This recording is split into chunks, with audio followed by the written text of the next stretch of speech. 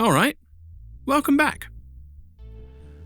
So, recently there's been a lot of chatter about superhero burnout. I'm getting a little tired of this! It seems it would be getting harder for movies about superheroes to break even, let alone make any sort of profit at the box office these days. Then there are shows like Madam Web, Morpheus, and Craven that seem to be willing to push out the lowest possible quality product they can, despite having tremendous financial backing and pretty decent talent going into them. Well, decent-ish. Hey. What is going on? Are audiences tired of superhero movies and shows? No. At least I don't think so. Hear me out. We've been consuming some kind of superhero or superhero-adjacent based media since before televisions were ever a thing. Really? I mean, going back through antiquity, we had tall tales of people with superhuman feats like Odysseus, Hercules, and even a bit more modern tales like that of Paul Bunyan and Pecos Bill. Of course, there were comic books, which started in earnest in the 1930s, at a time when a television set would cost upwards of $12,000 of today's money. Good Lord, that's a lot of money! We had radio shows featuring superheroes such as the Green Hornet from the late 30s, The Adventures of Superman from the 40s that aired late into the 50s. From them we had television shows like Captain Video and his Video Rangers, which started in 1949, and I'm told it was the first sci-fi superhero TV show. Then we'd get Superman in the 50s, Batman in the 60s, Wonder Woman in the 70s, shows like The Super Friends and Incredible Hulk Returns in the 80s, to The Flash in the 90s, and so many more. Even at the box office, we've been seeing superhero movies from as early as the 1940s, and they really started taking off in the 70s and 80s when practical effects and film effects had evolved to be able to afford more fantastical superheroes that would have been far more challenging to effectively pull off a decade or so before. Right. So, I don't necessarily think there's any sort of superhero fatigue. Shocking. I will admit that there's been maybe a bit higher concentration of them in the past 10 years or so.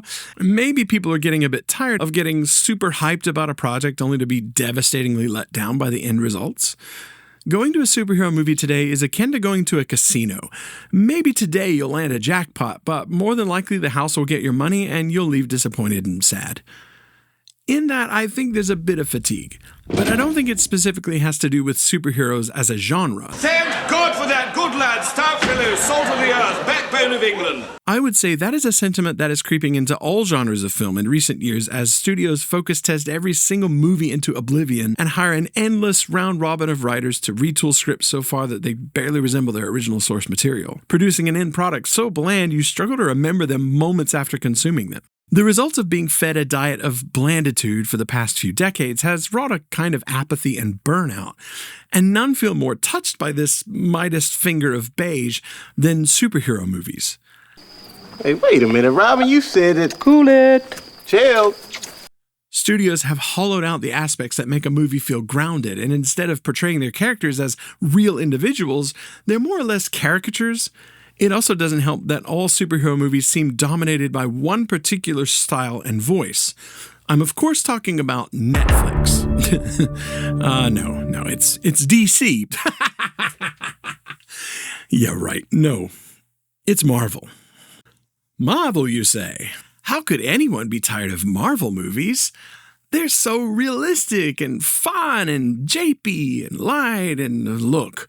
Marvel is the candy floss of superhero media. The darkest Marvel has ever been was in the Infinity War Endgame run, and look at how incredibly popular it was and is. Since, there's been nothing like it. And to make matters worse, they resolved everything back nice and neat and put a bow on top. The most we hear about long-term repercussions of the snap is a few one-off lines here and there. We don't see a world torn apart by such an event. We see a world of people who are in a huff about it, but overall we see a world basically, and for all intents and purposes, unchanged. When the Black Death wiped out huge swaths of the populace, okay, this may seem like a bit of a tangent, but stay with me here. With so many people gone, that had some interesting repercussions on the world. Some would argue beneficial. The Black Death was a catastrophe. Those who survived found they were better off than they ever had been, and ordinary farm workers suddenly found they were in a position to call the shots. I'm not saying I side with Thanos, but in a world post-snap, Once people picked themselves up from their grief, once the wreckage of cars, planes, boats, and all manner of automobile craft that were suddenly devoid of their human driver had been cleared away, and the rebuild started to happen, what would be left behind is a world landscape forever changed both economically and physically. Then, as quick as they left, they suddenly reappear. That's an event that would have just as much an effect on the world as the first time around, and maybe even more world-altering because now you have twice as many mouths to feed, and the infrastructure to do so is not in place. Starvation, illness, death from exposure, untold grief and suffering would follow, and the world would be destroyed a second time. Do you remember them ever, mentioning any of that? Not really. People talk about how upsetting it was, but how upsetting it was for their dog to have surgery. Not in a, hey, we experienced basically 2 Armageddon-type scenarios within a span of 5 years, and the world has yet to recover, and probably won't for a very long time. This is why I say Marvel is not realistic. It's photoreal looking, sure. It makes the super abilities and powers look amazingly real, but they aren't lived in real. A contemporary show that actually does do that somewhat well is The Boys. This is a show that reveals what life would be truly like should superheroes really exist. I'm not here to say one style is better than the other. They are just 2 different approaches to superheroes. But as we sit today, those are pretty much the 2 types that are on option. Marvel, and to a lesser extent DC, are basically cut from the same cloth. They are superheroes that talk in quippy lines and zingers. What do you think is coursing through my veins right now? Cheese whiz? They don't really seem to take themselves seriously, and when a threat comes along, it never really feels all that, threatening. We know our hero will save the day, and will do so with their superior superness, or with their inhuman intelligence or ingenuity, or they just will, regardless of the fact that they should basically instantly Cease to be! when they are punched by a Red Hulk or a Superman. These non-superhero heroes seem to shake it off like an annoying bee sting. Just look at this scene from the latest season of Reacher. If you don't know what Reacher is, he's just some really muscly good guy that trouble seems to follow around everywhere he goes, and once trouble finds him, he either puts a fist or a bullet in trouble's butt. He's kind of modern-day Rambo of sorts, an ex-soldier, but he's really smart and very resourceful. It's like Rambo meets Poirot. He's already a big hulking dude to begin with, but he goes up against this giant, half-Thor, Eddie Hall on stilts looking guy, and this giant guy just slaps him in the face. It wrecks him. In fact, earlier in the show, spoiler alert, he does the same thing to a woman and it straight up murders her. Now take a look at this scene from the latest Captain America film.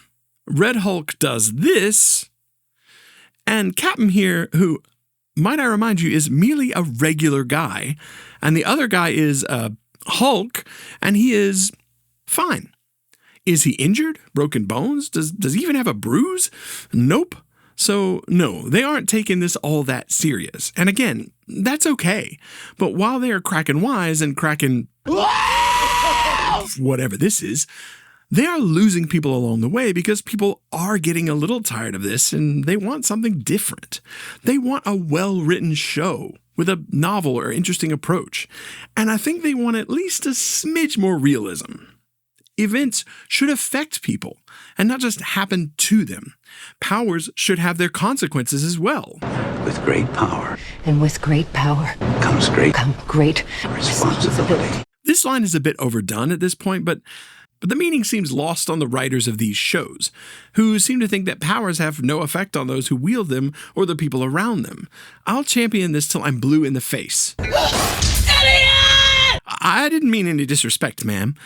But it bears repeating that powers should have consequences, both physical and emotional, on the heroes that use them. I can already hear some detractors who might be saying that dealing with the law or vigilantism is like watching a show where superheroes have to jump through bureaucratic hoops just to save a cat from a tree. No, I'm not talking about that. I too am not interested in seeing that. What I want to see is a person like Superman struggle with how the power makes him feel. Struggle against the demons inside that tug and twist at his sense of worth and possible feelings of superiority. I'm stronger. I'm smarter. I'm better. struggle against using his incredible powers against normal people, and how that can have a psychological effect on the user. Just like using a gun would have an effect on a soldier. Only a gun isn't fundamentally a part of the soldier. At any one point, he can lay down his arms. Drop your sword. A superhero cannot change who they fundamentally are, any more than I could change who my parents were. I want to see these powers come with as hefty a price tag as the ability's power level. Maybe I'm wrong, and you can argue with me in the comments. I would welcome a friendly discussion. So let me introduce you to a superhero film that offered us probably the most flawed, most heinous, most unredeemable person as the main character. A show that dipped into the idea that superpowers might just not be as free from consequences as modern shows tend to let on. Let's go way back, all the way back to those radio shows. There was a very original and truly unique idea introduced to us by none other than Orson Welles, about a guy whose only real superpower was an ever so slightly souped up form of the Jedi mind trick. I'm of course talking about the Shadow. Similar to Bruce Wayne, you know, Batman. What are you? I'm Batman. In fact, it was the very inspiration for Batman. Nice outfit. He's a wealthy socialite, man about town. Got things to do, Howard Moon, man about town. But at night, he would hunt the streets for naughty ne'er-do-wells, thugs, gangsters, crime syndicates, and whatever evil lurked in his fair city. Who knows what evil lurks in the hearts of men? The Shadow knows. His powers, like I said, basically a sort of mind trick where he could cloud men's minds, or basically make them see something that wasn't there, or make them not see something that was, such as himself. No, Vesper, don't bet! Ah! Fool you! Oh, and he was pretty good at fisticuffs. In the 90s, we finally got a film adaptation, and it bombed. It didn't completely fail. I mean, by today's standards, it could be considered quite a success, seeing as it made its overall budget back and then some at the box office. It just didn't do as well as studios were hoping for, having set their expectations based on how well movies like Batman, directed by Tim Burton, had done just a few years prior. They were really gunning for a franchise, but barely managed to get the first movie out of the barrel.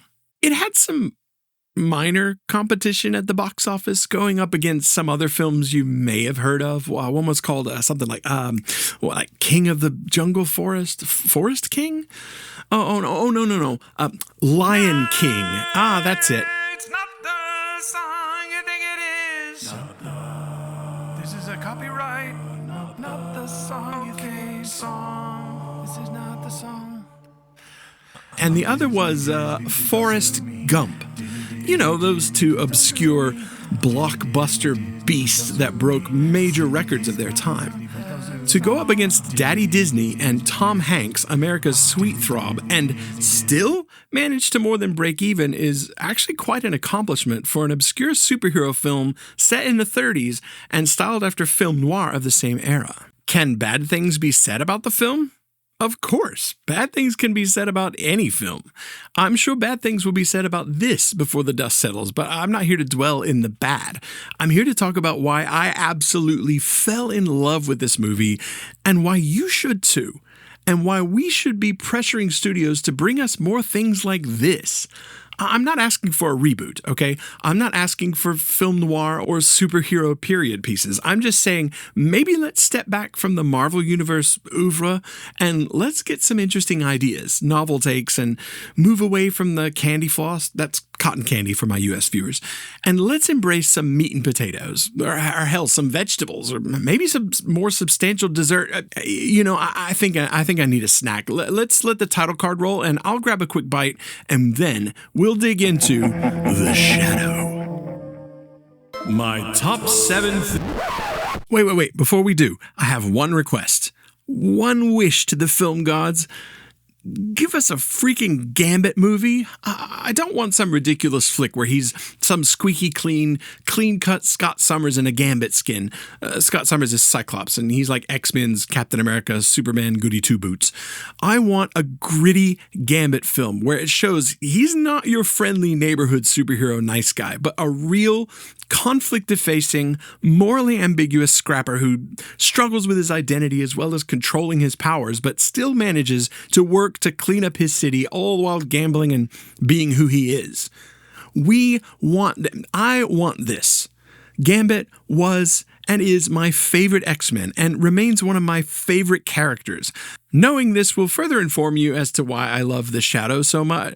They're both really similar and both have a killer uniform and both struggle to... Okay, I'm sorry. And now... my top 7 things I love about the Shadow. Why a list? People like lists. I want to do something different here, though, but I still want to highlight why I love this film, and I want to give you tangible reasons to want to watch it, or to brainwash those who have seen it into really loving it. What do you think? Could I cloud your minds? This is a list, but it isn't hierarchical in any way. No, this is a list with a difference. I'm going to give a basic spoiler-heavy rundown of the film and highlight as we go the things that I think elevate this to not just a good superhero film, but in my opinion, one of the best ones we have. Let's go. We start in the poppy fields of Tibet, circa 1930, and move to what looks like some sort of opium den. There's a shadowy figure, crime lord, boss guy who seems to have a stranglehold on the local poppy production. By the way, if you don't know, poppy plants are where we get opiates like morphine and fentanyl. We see quite graphically that this quite unpleasant guy does not hesitate to kill, not even his own men, sacrificing them just to send a message. And he's so not bothered by it, he even cracks a joke about it while the blood on the ground is still warm. There's a chance while this man lies here gasping for his last breath, he hears his quote-unquote friend, "Whoa, you are a wonderful friend," joking about his own murder. That's cold. This is not a good guy. You would not be wrong in thinking this seems to be setting up this guy as our main villain. He gets whisked away that night to see some holy man, and it's here we learn that this Ying Ko is actually our hero, Lamont Cranston. What?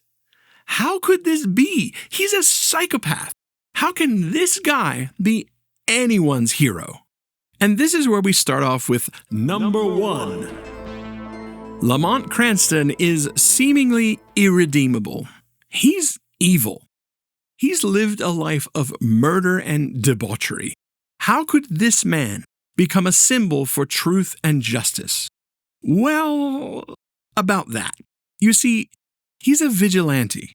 Most superheroes shows try to paste the vigilante as being ultimately super good while still operating outside the law. It's essentially a paradox. How can a good guy truly be a good guy if all of his acts are, well, bad? They operate, often through violence, completely unchecked and extrajudiciously. It goes against our system of due process as these guys and gals often dispense justice based solely on their own judgments. Quote-unquote criminals are often dispatched without so much as a mock trial. We're doing illegal things to people who are doing illegal things, but, we promise like they're totally evil things, and they totally deserved it. And yet these superheroes' actions effectively make them criminals. Lamont doesn't bother treading that line because he is, at his core, not a good guy. He's not a hero. He fights against his own demons as he struggles with redemption, but he never once tries to call himself the good guy. He realizes he's deeply flawed, and much like an alcoholic seeks redemption on a daily basis, one day at a time, Lamont too seeks his redemption one night at a time. He uses the real physical battle between good and evil as catharsis for his internal battle between good and evil. He is basically an anti-hero. He knows he's a messed up monkey, and yet he's doing his damnedest to atone for his sins. He is as real as they get. His struggle is all our struggles, and instead of being pristine and perfect like Superman, or sickly sweet and innocent like Spider-Man, or sanctimonious like Batman, he is the absence of all of this. He is a shadow. That which can only exist when something gets in the way of the light. He's not trying to be a superhero. He's not even trying to be a good guy.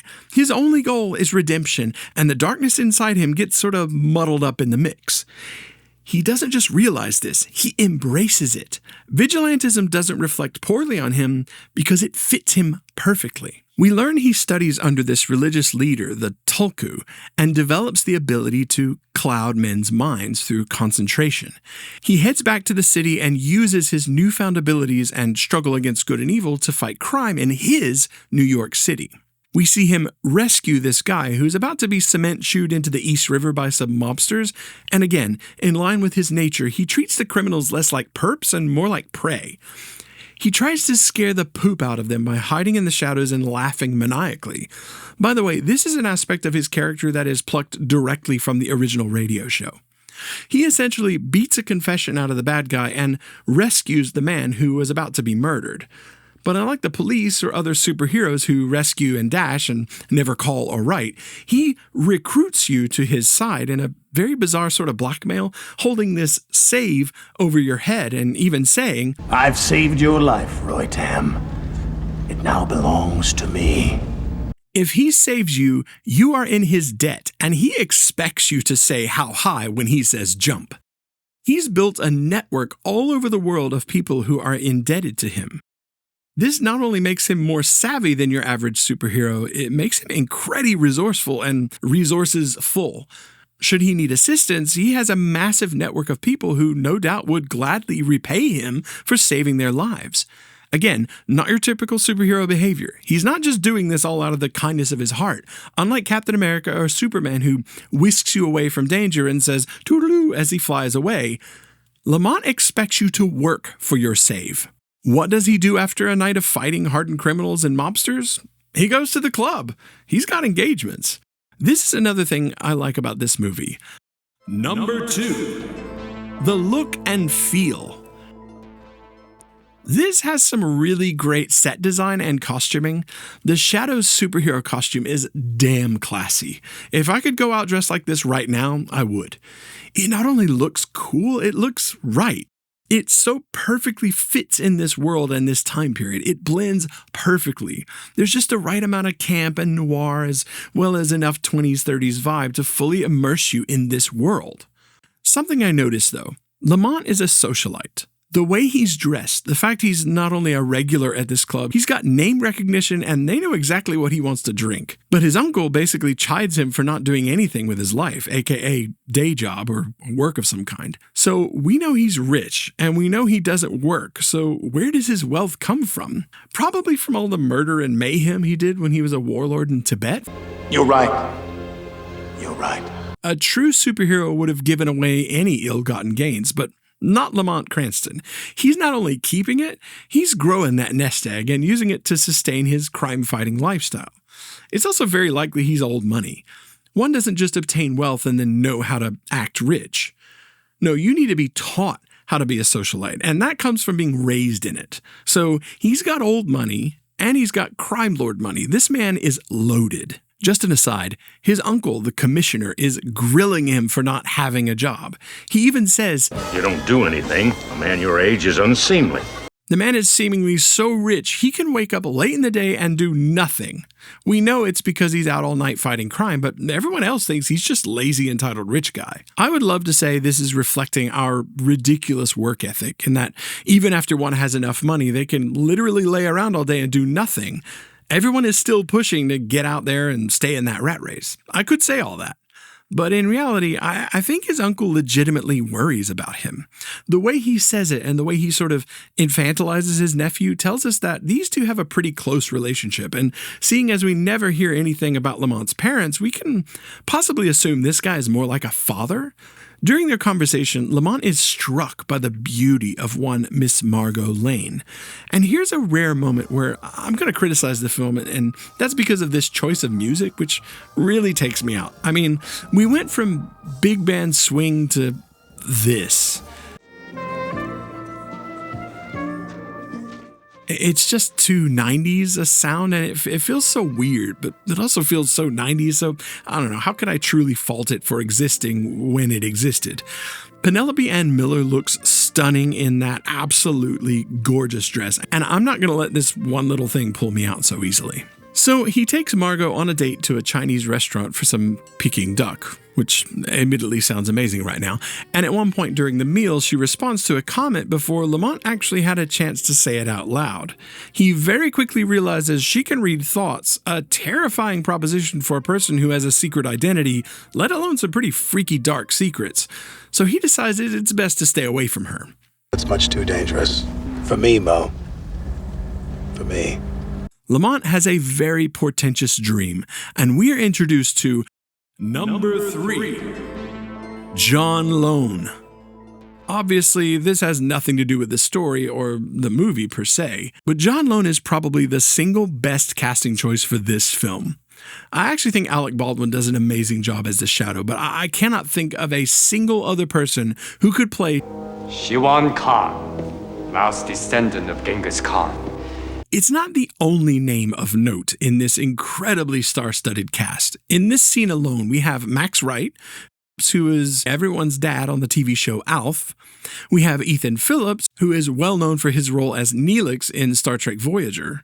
I have nothing against this actor, and though I loathed Neelix as a character, Excuse me? It is for an unrelated and far more personal reason as to why I'm not particularly fond of Mr. Phillips. And this is because he sets off my misophonia, which is a physiological emotional response to certain sounds, and nothing sets me off more than the sounds of people chewing or eating. For some reason, the mouth noises when this man speaks, sorry, again, nothing personal. I think you're an incredible actor, and I want you to know, I mean, he's watching this. He's a big fan, of course. I want you to know it's my own hang-up and does not reflect on you at all. But all that said, the man that steals the show and just dominates the screen with his charisma, along with a performance that walks the line between hamming it up and absolute class, is John Lone. Thank you. We shall soon see the cast alone should get its own number on this list. Yes. Hey, it's my video. Number 4, the ensemble cast.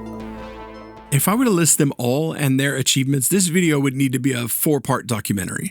Instead, I will promise to point out some of them along the way, but please know this is not exhaustive, and pretty much anytime someone is on screen, they are dynamites. And this film is so much better for this cast. Casting director Mary Colquhoun, I salute you. Sorry about the pronunciation. I salute you. A job very well done. That was beautiful. As we return to the film, look at that absolutely gorgeous outfit. The detail, the colors, it looks ceremonial and royal, as though this man truly is a direct descendant of Genghis Khan and heir to his empire. Just magnificent.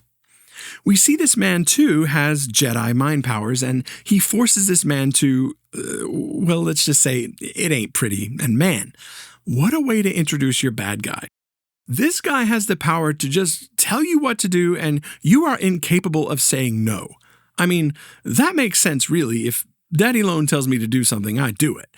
Thank you. But I can say this legitimately scared the corn kernels out of me when I was young. At a quick pace, we move on to Number 5, Tim Curry. I mean, it doesn't matter what he's doing. He's Tim Curry. It could literally be a film about watching manure falling from a horse's behind, and if Tim Curry was narrating it or even just stood in the background reacting and grinning, it would be a masterpiece. Such is the power of adding one Tim Curry to your film. He's like Parmesan or Romano cheese added to a pizza or pasta dish.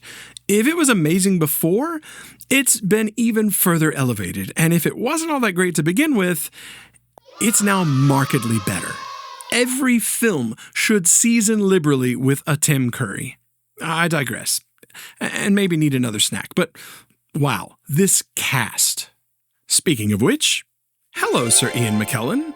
In one of his earlier film roles, I realize he's putting on a relatively less than believable American accent, and I frankly don't care. He's a treasure, and anyone say anything against him, and you'll have me and Sir Patrick Stewart to tend with. Mr. Tim Curry is playing a rather Weasley man named Farley Claymore, and we see he's quite taken with Miss Lane, while she's taken to revulsion by him. I don't like you. We also see her father, Sir McKellen, is a bit of an absent-minded professor who loses track of time and can't quite seem to tell the difference, or can't be bothered, to remember which is red and which is green. We're taken back to the scene of the crime at the museum, and we learn that one of the Shadow's informants is a police officer. Here is one of my favorite scenes in terms of revealing how the Shadow would covertly go about getting the word out given the technological advancements of the day. In other words, no cell phones or pagers or fax machines. It is a very cool scene visually and must have been a heck of a lot of work, but a lot of fun to set up and film.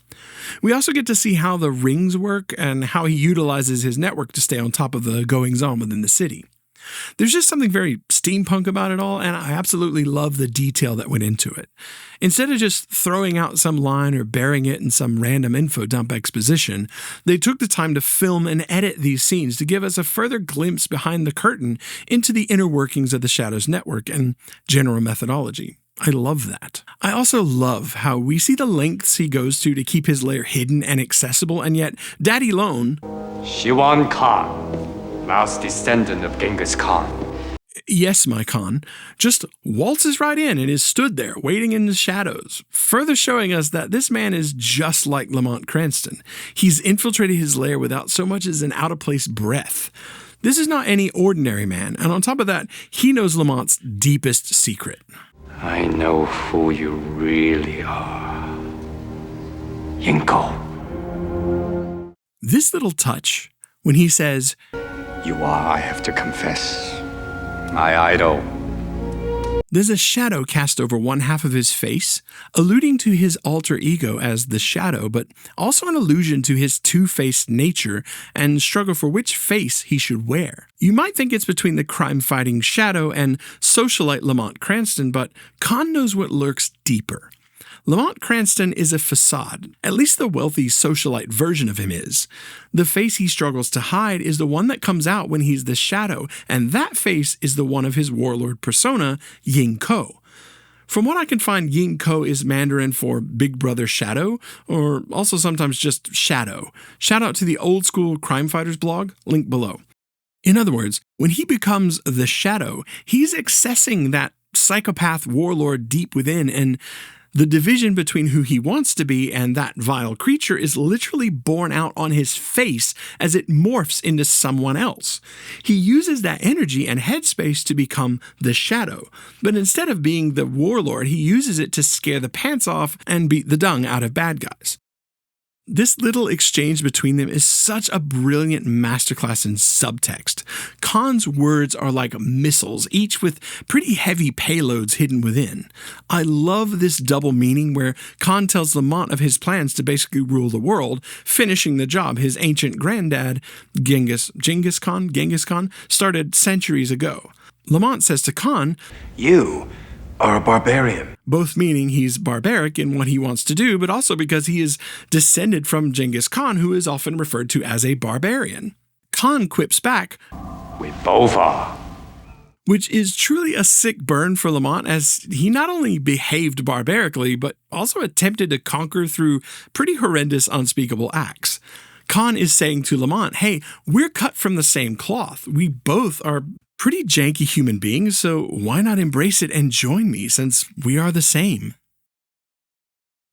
I'm not really sure what's going on here, but I'm here for it, my Khan. You do you.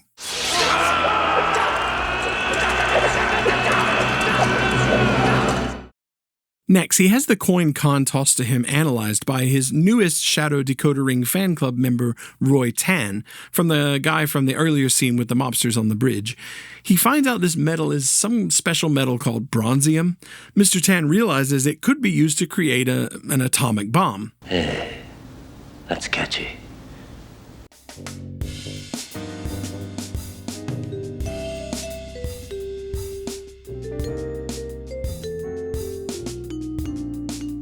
Also, I should note that Roy Tan is admittedly a Chinese-American name, where the actor here is actually Japanese, and his wife is played by actress Lily Marié, who has been in loads of films but is pretty well known as Nurse Lily Jarvik from ER. I will reluctantly admit the film does have some questionable CG, especially when you realize it came out 1 year after Jurassic Park, but it's not anything that will really take you out of the story. This time, though, it is absolutely gorgeous and really sells that Khan uses this for his meditation and could perhaps be a hint at why his ability is so much more effortless than Lamont. I say that because immediately after, we see him reach across town to where Sir Ian McKellen is, unbeknownst to him but knownst to us, working on an atomic bomb, or at least the parts of one. Khan reaches across space and time to do this.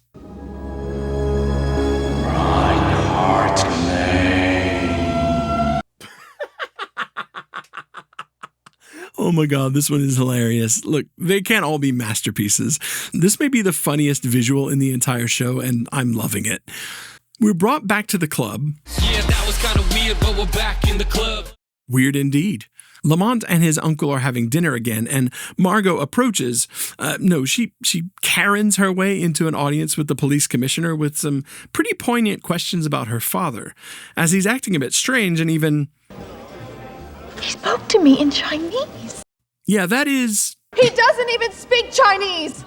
Yep, that's not normal. Lamont realizes what's going on and tries to leave to investigate, but Margot chases him down, and this is where we find out she's immune from his mind-clouding abilities. I mean, it always says he can cloud men's minds. Doesn't say anything about women. I don't know what kind of woman you're used to dealing with, but I certainly don't appreciate being... Here we get to see the transformation from Lamont Cranston to shadow persona. I have seen a lot of people taking issue with the more practical aspects of his shadow face. At the very beginning, the Tulku states quite clearly that the evil inside him physically manifests in his very face. Your very face change as the beast claws its way out from within you. And Khan parrots that when he says, You dip into it every time you put on that hat and cloak. I think thematically, not only does it fit, it works in his favor to further shield his identity from everyone, including those in his inner circle, apart from Frankenstein's monster. Mo Shrevnitz. I just don't have a problem with it thematically or aesthetically. Seems like quite a small nit to pick when there are plenty other nits of unusual size. Nits of unusual size? I don't think they exist. Not that I shall be doing any picking today. Maybe in another video. If you want to see that, let me know. This is classic 1960s Batman sort of tone, and yet, unlike Batman, he just completely sends a guy to his death, and it's sort of played for laughs. Next time, you get to be on top. Yet it mirrors something that happens earlier in the film, when we see him order the death of the guy on his own team and then joke about it. Remember, they are the same person. Especially now, his mask is on and he's letting that face come out to breathe. I love that Mo is reading a book about developing your psychic ability. I'm not above saying this little scene gives me a chuckle. Margot gets a call from her father to come to the lab, though he's pretty clouded by Khan. She arrives at the lab and sees the damage left over from the fight with the Shadow and thinks that her father is in some sort of danger.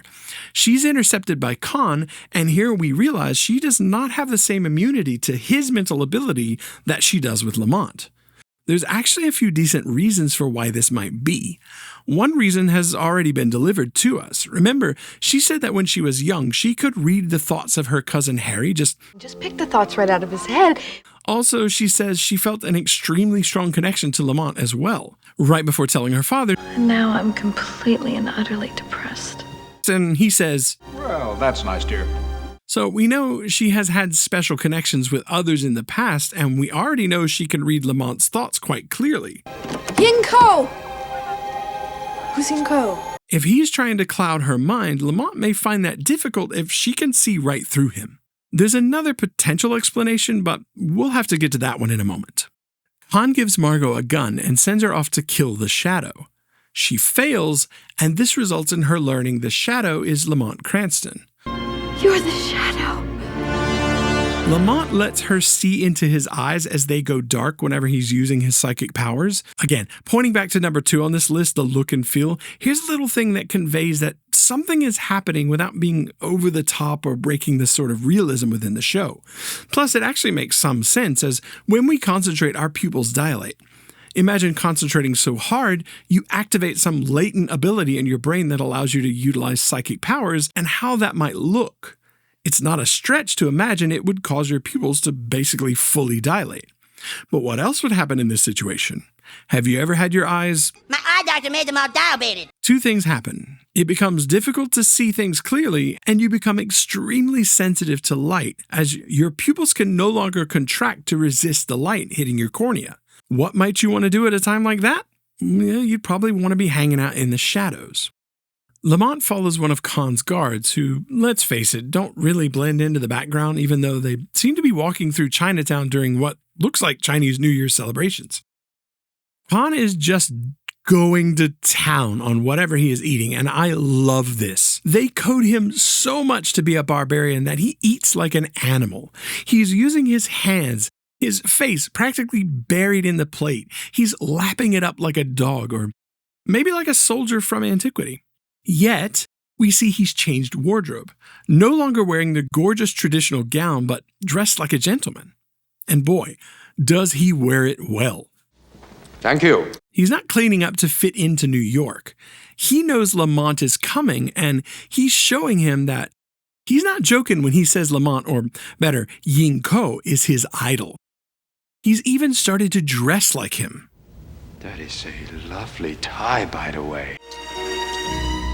Nice tie. Thank you. There's a lightly heated exchange between them, and Khan says this. There is no light without shadow, and you and I are that shadow. But did you catch that? It's subtle, but the statement is incorrect. Shadows can only exist because of light, not the other way around. This is the dichotomy of the two sides represented by Lamont and Khan. Khan is only embracing the shadow, allegorical for darkness and evil. He's given in to all his darkest tendencies, the things he refers to as the instincts that Lamont seems to be ignoring. Lamont represents the side that is trying to balance the light and the shadow.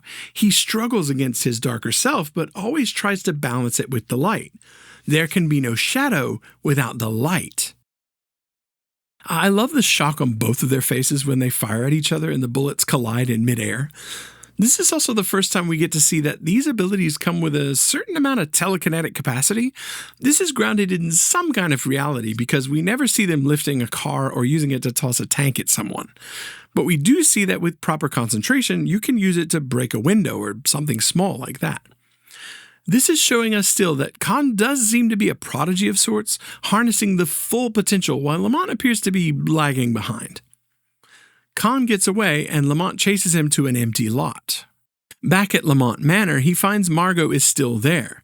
This is a 90s film, so cue the ubiquitous 90s make-out love scene. Oh, there isn't? No! It's late. Sleep here if you like. There are guest rooms. But in the morning you should go. No. In fact, spoiler alert, we never get a love scene. I'm not opposed to a good love scene, but usually they sort of break the flow of the film and just sort of seem to be put there to titillate the audience. No, here Lamont reluctantly allows her to stay the night, but sleep in a separate bed, and Lamont has a rather bizarre dream where I dreamed I tore all the skin off my face and was somebody else underneath. You have problems. Yeah, you do. Finally, we are treated to more of that special spice known as Tim Curry. I'm just a sweet transvestite from transsexual Transylvania. Indeed. He manages to trap Lamont inside this something and starts flooding it with water.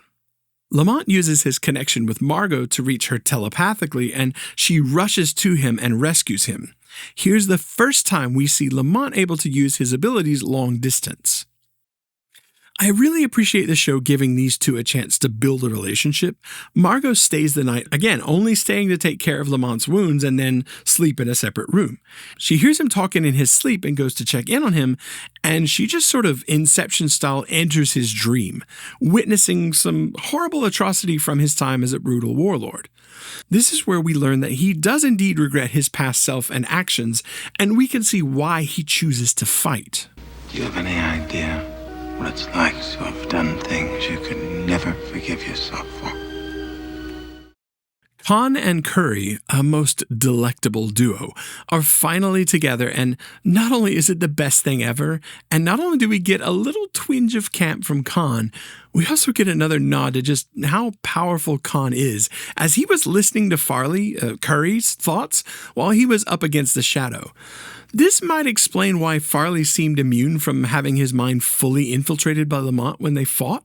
We also see from what Khan hears from his thoughts that Farley has rather big ambitions, and Khan is not particularly fond of that. We learn that Khan is pulling from Dr. Evil's playbook and asking for billions in cash in exchange for not blowing up New York. Oh, hell, let's just do what we always do. Hijack some nuclear weapons and hold the world hostage. Yeah? Not sure how this will exactly make him ruler of the world, but it's probably just step one of his 3-step plan. Margot tells Lamont that there used to be a hotel at that empty lot where Lamont had chased Khan earlier when he vanished. Lamont gets an idea and they go to visit the site, and here's where we see things come full circle. Just as the religious temple of the Tulku was clouded from Lamont's mind in the beginning, Khan has clouded a magnificent and gigantic hotel from the entire city of New York and even Lamont himself. Realizing this doesn't anger Lamont, nor does he become jealous. He's in awe of what Khan did. He's impressed by it. It's beautiful. Tim Curry. Bet you didn't count on me being friends with a conqueror, did you? Every line is pure Curry, and every line is a masterpiece. The Shadows Network goes into full swing, and I love getting to see more of this. We see they are given physical letters with instructions on them. After they read them, they disappear. My question, is the Shadow using his ability to cloud everyone's minds, or did they use some sort of special ink that disappears? The way it disappears seems very similar to the way his power works in other scenes, and this may hint at his abilities are quite a bit more extraordinary than we've been led to believe.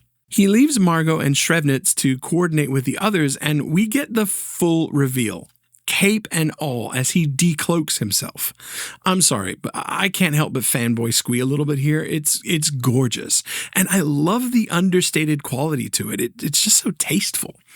Okay, when they do the close-up on his face, for some reason it looks like a Muppet, but I think it's just an artifact of the prosthetic or heavy makeup or possibly even CG if they were trying for a realistic skin texture back in the early 90s. I still think it looks cool as hell. The Shadow gets Farley Claymore separate from the Mongol guards, and he finally is able to get inside his head, and we get absolute peak Tim Curry. Chicken. Sissy.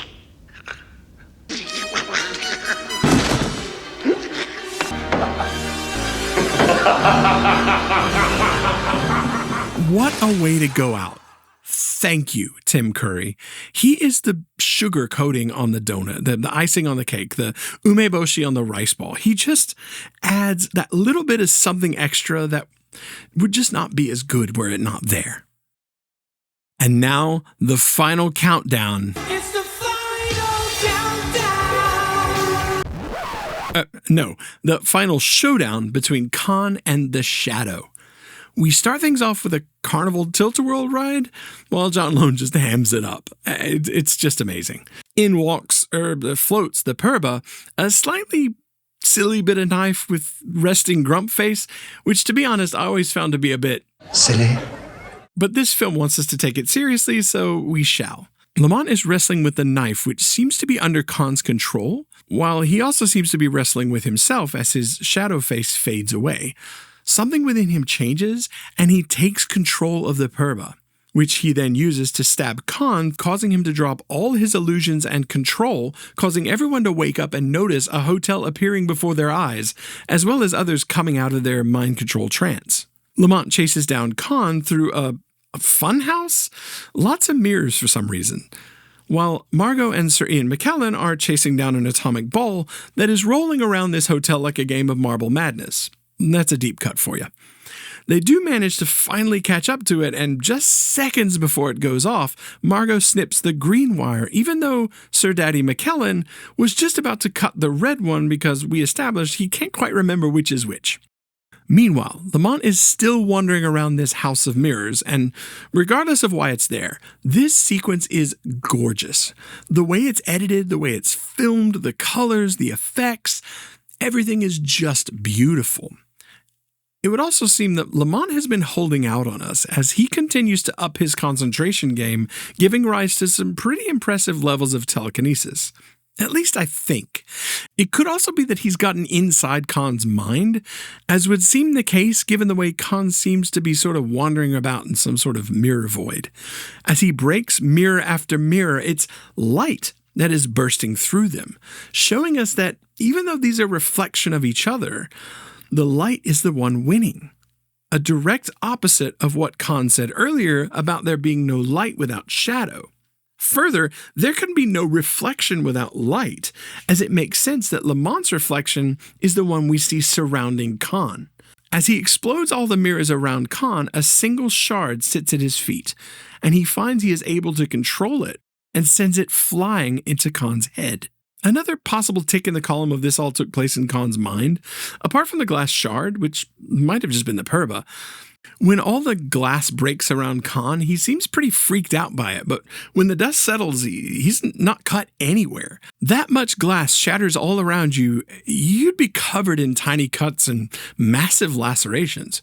He doesn't have a single scratch. The penultimate scene, we see Khan in a mental institution, restrained and being checked in on by a doctor. He attempts his Jedi mind trickery, but we soon see that a piece of his brain has been removed that may have had something to do with his abilities. Unless you believe in telepathy. And we see the good doctor is actually yet another member of the Shadow's underground network. We close out with a kiss between Lamont and Margot. Roll credits. My one criticism at the end here is that I kind of wish the final battle had been just a little more drawn out. I'm not disappointed by it. I just wish it had been a tad bit more developed.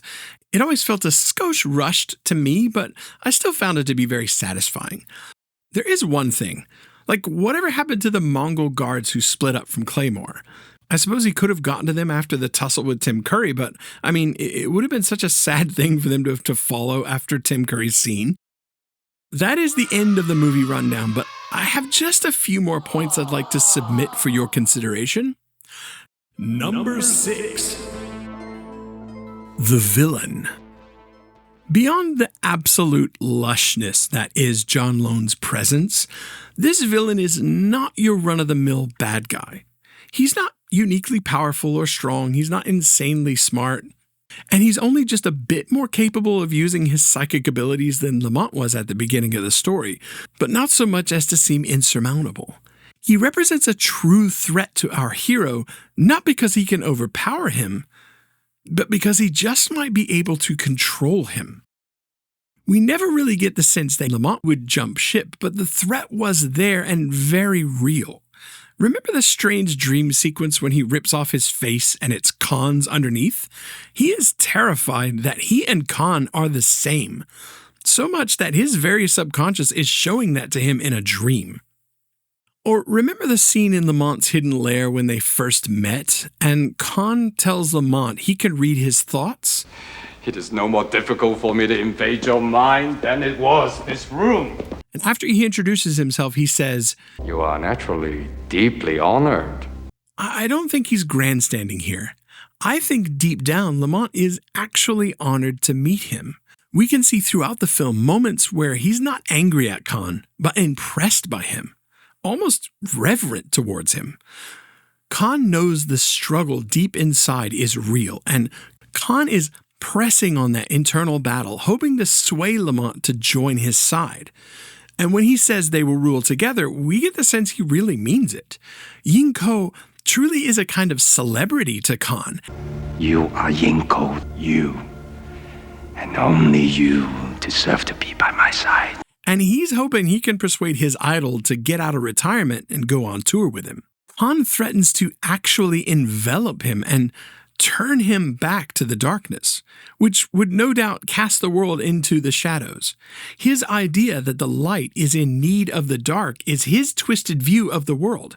He seeks to conquer and feels it's not only his divine right as the descendant of Genghis Khan, but he feels it's what is necessary. It's his divine quest. He thinks the light needs to be dominated by the darkness, the exact opposite of Lamont and the holy man, the Tulku, the one who trained and helped to redeem Lamont. He killed the Tulku. Took it out of the Tulku after I ran it through his heart. Destroying this holy man who was a reformer, but also making the two of them the last who should ever learn this ability, as well as stopping the Tulku from bringing redemption to other people like Yinko or Shiwan Khan. He's not a villain because he truly threatens the world, that he does. But he's a true villain because he actually threatens our hero, not by harming him or killing him, but by turning him. Speaking of our titular character, Number 7. The balls. No, not those. I'm talking about the sheer cojones it takes to make an immoral monster of a human being not only the main character, but to turn him into the good guy. This may sound like the first point, and much like this film, I am sort of trying to bring things full circle. But there's a distinction here. Any movie can have us try to sympathize with the villain or give us a hero with a rocky background. But no, this show, this story, gives us not just any man. They give us a warlord. One of his nicknames is the Butcher of Lhasa. Let that sink in. The Butcher of Lhasa. That is our hero. What is this telling us? It's telling us that anyone can be redeemed. No matter what you have done, no matter how far you've fallen, redemption is attainable. There is no sin too great, no deed too heinous, that even a butcher, a mass murderer, a killer of his friends and essentially family, he found redemption and a purpose. He harnessed his darkness by bringing it to bear against the light. He is so much better a role model than Batman, Superman, Wonder Woman, etc. What are they but perfect from the start? Their struggle is not ours. Their abilities are unattainable because they are the blessed few. I mean, sure, the Shadow is Lamont Cranston, uber-rich white guy, so there's that. Those of us that don't fit that description are probably screwed, but even still, it offers hope. It offers more than that. What does Superman offer? He offers a chance at being saved by him. Batman offers a chance that criminals might just be too afraid to go out and crime. The Shadow offers those things too, but it also gives us a sense that we can save ourselves. We can choose the path of light, and we can choose to be redeemed. We needn't become as illustrious as the Shadow. We can all seek our paths of redemption. We can all bring our darkness to bear against the light. Show me a superhero show today that has all of that. Some of that. Hollywood, take note. Lend me your ears. You're worried about superhero burnout, but in the endless grab for limitless cash, the thing you left behind was a superhero that is one of us. I'm not saying they all have to be that way, but one of them does. Stop chasing the Dragon Ball power creep or trying to make all our superheroes witty and quirky and just give us something real. Give us stories that will have an impact on us. Give us originality and a story that doesn't fit the exact same rigid structure that every Marvel or Marvel-esque film has been form-fitted to over the past decade. You just thought if you get the formula right, you could churn out as much gunk as you want and people will eat it up. But in reality, that kind of formulaic work is boring. And don't forget, give us a Gambit movie. That's all I'm saying. We want a Gambit movie. Call me. I can help write it. Let's get Channing Tatum on the phone. We'll be like, Tatum Tots, let's make this happen. I know he's on board. I mean, just listen to this idea, okay? We begin. Thank you so much for watching. If you made it to the end, all I can give you is my sincerest apologies. I can't give your money back because you didn't pay anything. But if you have enjoyed the unique perspectives of this Sillious Soddus, then perhaps you're the kind of person that has just a little darkness in them. And if so, you're going to want to like, subscribe, ring all the bells and whistles, and share this with all your friends because no doubt, if they're anything like you, they'll need a dark horse to ride in on to take over the night, and I'm that dark horse, my friends. If you're still here after I've finished my pointless ramblings, I'll be sure to have something to make it worth your while. If you like this project and would like to see more, tough. I'll only do more if you yell out space in your best Tim Curry impression, and I'd better see some spittle flying or it doesn't count. I'll see you in the next one. Have a great day. Thanks for sticking it out to the end.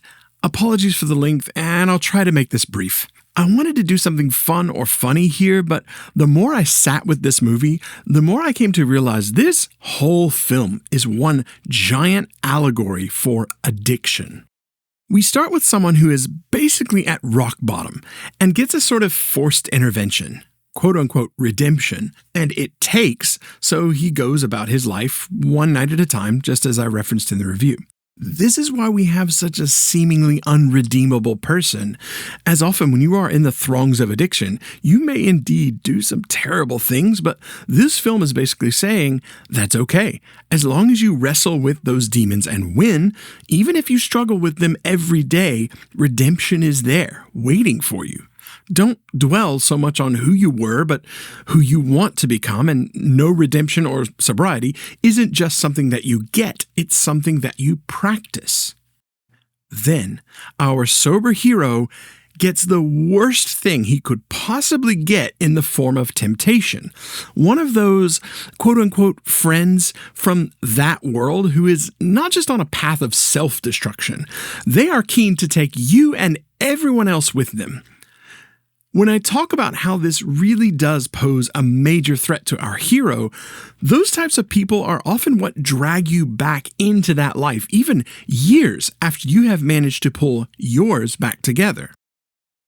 How does he manage to avoid it? Well, he's built a network of people helping him out. He is very selective about who he allows into his life, even with regards to his love life.